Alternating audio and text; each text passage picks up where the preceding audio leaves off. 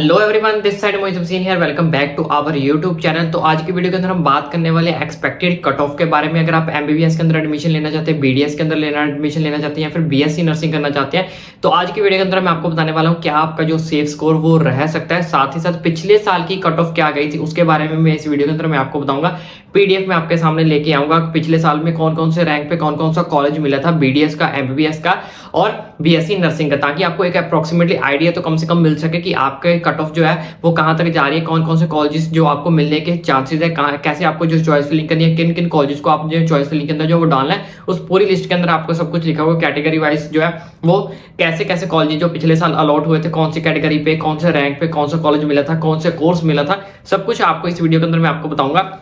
लेकिन अगर मैं इस चीज के अंदर बात करूं इस वीडियो के अंदर, तो सबसे पहले हम बात करेंगे नीट 2024 एक्सपेक्टेड कट ऑफ के बारे में। तो जैसे कि मैंने आपको बताया, यहाँ पे हम बात करने वाले किसके बारे में, एमसीसी काउंसलिंग के बारे में। ठीक है, आपको बच्चों पता ही होगा हमारे पास दो तरह की काउंसलिंग होती है, एक एमसीसी काउंसलिंग होती है, एक हमारे पास AA-CCC काउंसलिंग होती है, जिसको हम आयुष के नाम से भी जानते हैं। आयुष काउंसलिंग हमारे पास क्या होती है। और ये जो आयुष काउंसलिंग होती है ये किसके लिए होती है, हमारे पास बीएमएस, बीएचएमएस, ठीक है, बीयूएमएस, बीएसएमएस, तो इन सब के लिए ये जो काउंसलिंग अगर आप करना चाहते हैं तो आपको AA-CCC यानी कि आयुष की काउंसलिंग करनी पड़ेगी। लेकिन आज की वीडियो के अंदर हम बात करेंगे एमसीसी काउंसलिंग के बारे में। इसकी जो एक्सपेक्टेड कट ऑफ रहेगी वो मैं आपको नेक्स्ट वीडियो में कवर करूंगा। ठीक है, तो इसकी आप टेंशन मत लो, इसका मैं सब कुछ आपको डिटेल बताऊंगा। इसमें भी सेम पीडीएफ आपके सामने शो करूंगा कि बीएमएस, बीएचएमएस, बीयूएमएस, बीएसएमएस में अगर आपको एडमिशन लेनी है तो कौन कौन सा रैंक पे आपको कौन कौन से कॉलेज है वो अलॉट हो सकते हैं। फिलहाल के लिए हमारे पास नीट 2024 का रिवाइज जो रिजल्ट है, अभी तक जब मैं वीडियो बना रहा अभी तक जो है वो डिक्लेयर नहीं हुआ है। अब मे बी जो रिजल्ट डिक्लेयर होता है तो मे बी हमें कुछ चेंजेस जो वो देखने को मिल सकते हैं, क्योंकि वो पता नहीं जो फिजिक्स का क्वेश्चन वो बोल रहे हैं वो कितने बच्चों ने अटेम्प्ट किया है, कितने बच्चों ने अटेम्प्ट ही नहीं किया है, या कितने बच्चों ने गलत किया है। तो जब एक बार ऑफिशियल वो अनाउंस होता है फिर ही हम कह सकते हैं कि ऑफिशियल जो अनाउंस होती है उसके हिसाब से हम देख सकते हैं कि आपकी कट ऑफ के अंदर इंक्रीज होगा, डिक्रीज होगा, या फिर कितने रैंक के अंदर चेंजेस जो हमें देखने को मिलेंगे। मैक्सिमम चांसेस है कि उसके अंदर हमें रैंक के अंदर चेंजेस तो देखने को मिलेंगे, लेकिन ऑफिशियल जो है कट ऑफ उसके घटने के मैक्सिमम चांसेस है, बढ़ने के बहुत चांसेस नहीं है, क्योंकि पहले ऑलरेडी इतनी ज्यादा वो क्या हुआ है, बढ़ी हुई है। तो इस वीडियो के अंदर हम एमबीबीएस, बीडीएस और बीएससी नर्सिंग के बारे में बात करें। देखो बच्चों, बीएससी नर्सिंग के अंदर आपको एडमिशन लेनी है तो बीएससी नर्सिंग के अंदर दो तरह के प्रोसेस होते हैं। पहले पिछले साल से इस प्रोसेस को बदल दिया गया है। बीएससी नर्सिंग में दो तरह से एडमिशन लेते हो, एक आईपीयू के थ्रू ले सकते हैं हम और एक एमसीसी के थ्रू ले सकते हैं। इसके ऊपर मैं एक सेपरेट वीडियो बनाऊंगा इसकी कट ऑफ को लेकर कि एमसीसी के थ्रू लेनी है तो कितनी कट ऑफ जाती है, और आईपीयू के थ्रू लेनी है तो कौन कौन से कॉलेजेस आते हैं उनकी कितनी कट ऑफ जाती है। तो इसको हम एक सेपरेट वीडियो में कवर करेंगे। ठीक है, तो हमारे पास यहाँ पे ऑप्शन क्या होता है, गवर्नमेंट का ऑप्शन होता है, सेमी गवर्नमेंट का होता है, डीम्ड का होता है, प्राइवेट का होता है। अब जो एमसीसी काउंसलिंग होती है, देखो बच्चों, उसमें सिर्फ एमसीसी के अंदर हमारे पास 15% कोटा जो सीट्स होती है उसको हम क्या करते हैं, फिल आउट करते हैं, जो आपकी ऑल इंडिया के थ्रू क्या करी जाती है, भरी जाती है। ऑल इंडिया के थ्रू 15% जो सीट्स है वो आपकी क्या करी जाती है, भरी जाती है एमसीसी के थ्रू। किसकी, गवर्नमेंट की। सेमी गवर्नमेंट की और प्राइवेट के अंदर अगर आप एडमिशन लेना चाहते हो, अगर आप सेमी गवर्नमेंट या प्राइवेट में एडमिशन लेना चाहते हो तो आपको क्या करना पड़ेगा, स्टेट काउंसलिंग के अंदर पार्टिसिपेट करना पड़ेगा। किसके अंदर पार्टिसिपेट करना पड़ेगा, स्टेट काउंसलिंग के अंदर पार्टिसिपेट करना पड़ेगा, क्योंकि जो एमसीसी है वो सिर्फ गवर्नमेंट की सीट्स को फिल करता है, वो सेमी गवर्नमेंट की सीट्स को फिल नहीं करता। आयुष में उल्टा होता है, आयुष में गवर्नमेंट सेमी गवर्नमेंट दोनों ही ऑल इंडिया के थ्रू भरी जाती है, लेकिन एमसीसी के अंदर सिर्फ गवर्नमेंट की सीट्स भरी जाती है। सेमी गवर्नमेंट अगर आप प्राइवेट के अंदर एडमिशन लेना चाहते हो तो आपको स्टेट काउंसलिंग के अंदर ही क्या करना पड़ेगा, पार्टिसिपेट करना पड़ेगा। ठीक है, इस चीज का आपको खास करके ध्यान रखना है, क्योंकि आयुष में थोड़ा सिस्टम अलग टाइप का होता है, इसमें सिस्टम आपका थोड़ा सा अलग टाइप का होता है। अब हम सेफ स्कोर की बात करते हैं। यहाँ पे 2024 का आपका क्या सेफ स्कोर रह सकता है। तो देखो बच्चों, अगर जिस हिसाब से अभी हमारी कट ऑफ चल रही है बहुत ज्यादा हाई है, जैसे कि मैंने आपको बताया कि अगर नीट 2024 के रिवाइज रिजल्ट में हमें कुछ चेंजेस देखने को मिलते हैं, कट ऑफ गिरने के चांसेस हैं कि थोड़ी बहुत ही कट ऑफ चाहे गिर जाएगी। लेकिन अगर फिलहाल अभी की बात करें तो अगर आप जनरल कैटेगरी से हो तो अगर आपका स्कोर 650 से प्लस है तो आपको आराम से सीट मिल जाएगी। आप अपने आप को सेफ समझ सकते हो, आपको कहीं ना कहीं एमबीबीएस कॉलेज है वो आराम से मिल जाएगा अगर आपका स्कोर 650 से प्लस है। दूसरी चीज यहाँ पे हमारे पास एक और चीज का इंपैक्ट पड़ेगा, जैसे कि मैंने आपको कुछ दिन पहले वीडियो बना के बताया था कि एक हमारे पास नोटिस आया था जिसमें हमारे पास 113 न्यू मेडिकल कॉलेजेस की बात चल रही थी, जिसको एनएमसी ने क्या बोला था कि हमारे पास लिस्ट जो है वो आई है कितने, 113 न्यू मेडिकल कॉलेजेस की। अब इस कॉलेजेस को अगर मानते हैं कि इसमें से सिर्फ मान लो 5000 यानी कि 5000 सीट्स से अगर हमारी क्या हो जाती है, इंक्रीज हो जाती है, हमारे पास 5000 सीट्स क्या हो जाती है, इंक्रीज हो जाती है, तो उधर से हमारी जो कट ऑफ है वो क्या कर जाती है, डाउन चली जाती है। कट ऑफ हमारे पास क्या चली जाती है, कट ऑफ हमारे पास क्या चली जाती है, नीचे डाउन चली जाती है और ये 5000 सीट्स का बेनिफिट हमें बढ़ जाता है, इंक्रीज हो जाती है। तो हमें काफी ज्यादा जो है रिलैक्सेशन देखने को मिल सकता है और काफी बच्चों का जो सिलेक्शन है वो बीडीएस, एमबीबीएस और बीएससी नर्सिंग के अंदर जब वो हो सकता है। अगर इसके अंदर आपका ऐसा होता है तो जरूरी नहीं इसका इंपैक्ट सिर्फ बीडीएस, एमबीबीएस, बीएससी नर्सिंग के अंदर ही पड़ेगा, क्योंकि मैक्सिमम बच्चों की एडमिशन इसके अंदर हो जाएगी, तो इनकी सीट्स भी जो यहाँ पे क्या रह जाएंगी, वेकेंट हो जाएंगी। तो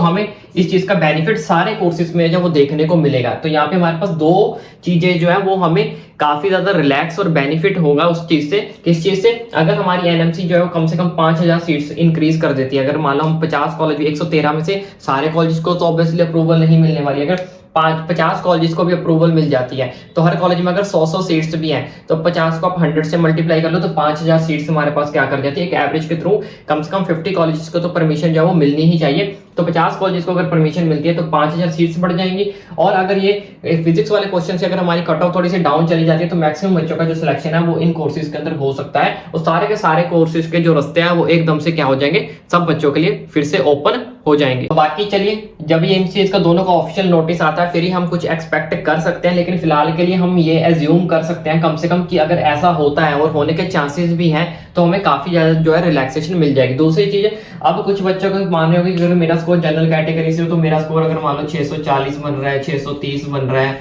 ठीक है, या फिर 625 बन रहा है, तो क्या मुझे एमबीबीएस नहीं मिलेगा, क्या मुझे काउंसलिंग के अंदर पार्टिसिपेट नहीं करना चाहिए? तो डेफिनेटली आपको काउंसलिंग के अंदर जो है वो पार्टिसिपेट करना चाहिए, क्योंकि बहुत सारे बच्चों को काउंसलिंग करनी नहीं आती, बहुत सारे बच्चों के पास डॉक्यूमेंट्स वेरीफाई नहीं होंगे, ठीक है, तो उनकी जो सीट्स है वो क्या हो जाती है, वेकेंट हो जाती है। तो इसकी वजह से आपको काउंसलिंग के अंदर पार्टिसिपेट करना ही करना है। दूसरी चीज, जैसे कि मैंने आपको बताया कि अगर सीट्स बढ़ गई तो डेफिनेटली आपके चांस तो और भी ज्यादा क्या कर जाएंगे, बढ़ जाएंगे, क्योंकि इस चीज का नोटिस कभी भी इमीडिएटली आता है, काउंसलिंग के बीच में ही आ जाता है। तो आपको काउंसलिंग के अंदर पार्टिसिपेट जरूर करना है, क्योंकि अगर इमीडिएटली नोटिस आता है और आप काउंसलिंग के अंदर पार्टिसिपेट ही नहीं करोगे तो आपको सीट कैसे मिलेगी, ठीक है। तो आप काउंसलिंग के अंदर पार्टिसिपेट करके रखो।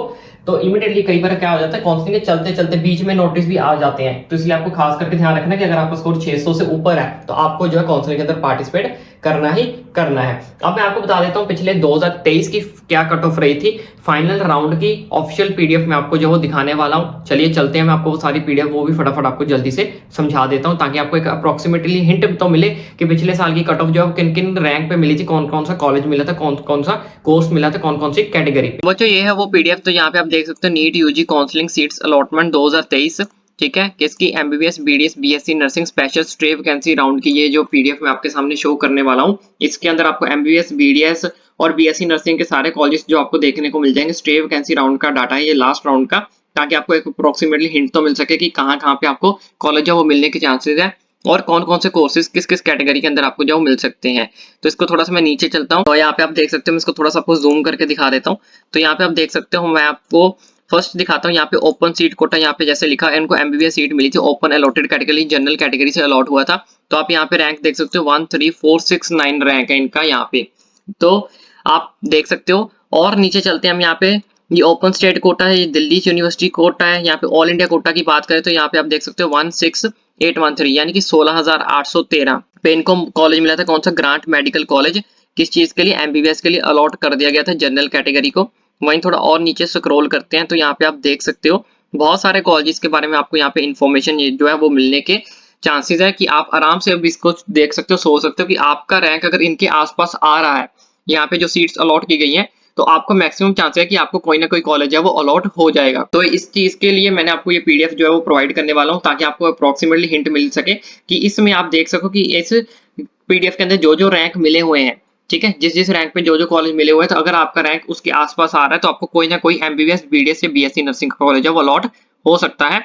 तो बाकी यहाँ पे आप और भी कॉलेज को देख सकते हैं। यहाँ पे हम थोड़ा सा नीचे चलते हैं, ठीक है, तो यहाँ पे आप देख सकते हो 236 वो 23,000 पे आपको ऑल इंडिया के थ्रू कोटा मिला था, गवर्नमेंट कॉलेज मिला था, ठीक है, ईएसआईसी वाला केरला में अंदर एमबीबीएस के अंदर ओबीसी कैटेगरी को अलॉट जो है वो कर दिया गया था। उसके बाद नेक्स्ट हमारे पास नीचे हम और थोड़ा सा मैं आपको स्क्रॉल करके बताता हूँ। तो यहाँ पे आप देख सकते हो 69114 ऑल इंडिया पे ईएसआई डेंटल कॉलेज आपको कर्नाटका वाला मिल गया था बीडीएस के लिए, ओपन कैटेगरी ईडब्ल्यूएस से अलॉट कर दिया गया था। तो और नीचे आप चलते हो, देखो जैसे आप नीचे चलते जाओगे तो आपका रैंक जो है वो क्या करता जा रहा है, बढ़ता चला जा रहा है। तो यहाँ पे आप देख सकते हो, यहाँ पे आपका रैंक कितना हो चुका है, यहाँ पे आपका रैंक हो चुका है 2,13,170 ऑल इंडिया के through government dental college Jammu and Kashmir में, ठीक है, बीडीएस का एससी कैटेगरी में अलॉट कर दिया गया था। उसके बाद नीचे और चलते हैं हम थोड़ा सा, तो यहाँ पे आप देख सकते हो 3 लाख का रैंक, 4 लाख का रैंक भी यहाँ पे हमारे पास क्या हो चुका है, शुरू हो चुका है। तो यहाँ पे आप देख सकते हो 4,50,687 एम्प्लॉय स्टेट इंश्योर ESI जो आपका कॉलेज था नर्सिंग का कर्नाटका के अंदर BSc नर्सिंग के लिए वो ओपन OBC कैटेगरी के अंदर जो है वो अलॉट कर दिया गया था। ठीक है, यानी कि BSc नर्सिंग BDS, यहाँ पे देखो ये भी BSc नर्सिंग का कॉलेज है। और उसके बाद आपको ये भी BSc नर्सिंग के कॉलेज जो आपको देखने को मिलेंगे। उसके बाद नीचे आपको BDS के कॉलेज देखने को मिलेंगे, जैसे ये JSS डेंटल कॉलेज जो आपका कर्नाटका के अंदर है, ये डीम्ड था। पेड कोटा सीट जो होती है आपकी, ये कहाँ पे मिली थी, 5 लाख, ठीक है, 5 लाख तक रैंक आपका चला गया था। 5,89,613 पे आपका डीम्ड सीट जो आपको अलॉट कर दी गई थी। उसके बाद नीचे और चले जाओ, ठीक है, तो ये सारी की सारी PDF के थ्रू आप देख सकते हो, ये सारे आपके डीम्ड की सीट्स हैं, ये सारी डीम्ड की। तो ये पूरी की पूरी PDF मैं आपको टेलीग्राम चैनल पर भेज दूंगा। टेलीग्राम चैनल का लिंक आपको नीचे डिस्क्रिप्शन बॉक्स में मिल जाएगा, तो वहां से जाके आप अपना एक अप्रोक्सीमेटली हिंट जो है वो लगा सकते हो। तो देखा बच्चों, ये ऑफिशियल PDF थी जो स्ट्रे वैकेंसी राउंड के लिए थी, MBBS BDS और BSc नर्सिंग के लिए, जो PDF आपको हमारे टेलीग्राम चैनल पर मिल जाएगी। टेलीग्राम चैनल का लिंक आपको नीचे डिस्क्रिप्शन बॉक्स में मिल जाएगा। और इसके साथ साथ आपको MCC की काउंसलिंग कैसे करनी है, आयुष की काउंसलिंग कैसे करनी है, बिना नीट के आप डॉक्टर कैसे बन सकते हो, ठीक है, नीट के अलावा हमारे पास क्या क्या ऑप्शन है, सारी वीडियोस के लिंक आपको नीचे डिस्क्रिप्शन बॉक्स में मिल जाएंगे। जरूरी नहीं है नीट के थ्रू ही आप डॉक्टर बन सकते हो, इसके अलावा भी बहुत सारे हमारे पास ऑप्शन होते हैं जिसमें आप बहुत ज्यादा पैसा जो है अर्न कर सकते हो, अपने नाम के आगे डॉक्टर भी लगवा सकते हो। ठीक है, सारी वीडियोस के डिटेल आपको नीचे डिस्क्रिप्शन बॉक्स में मिल जाएंगे। इसी तरह से PDF मैं आपके सामने BMS BHM BUMS के लिए BSMS के लिए भी लेकर आऊंगा। इसलिए चैनल पर नए हैं तो चैनल को सब्सक्राइब कर लें, ताकि आने वाली सारी की सारी अपडेट्स आपका भाई आप तक इजीली जो वो पहुंचा सके। एंड आई होप अब तक आपने सब्सक्राइब कर दिया होगा, कर देना भाई, फ्री ऑफ कॉस्ट ही है और 1 सेकंड ही लगेगा।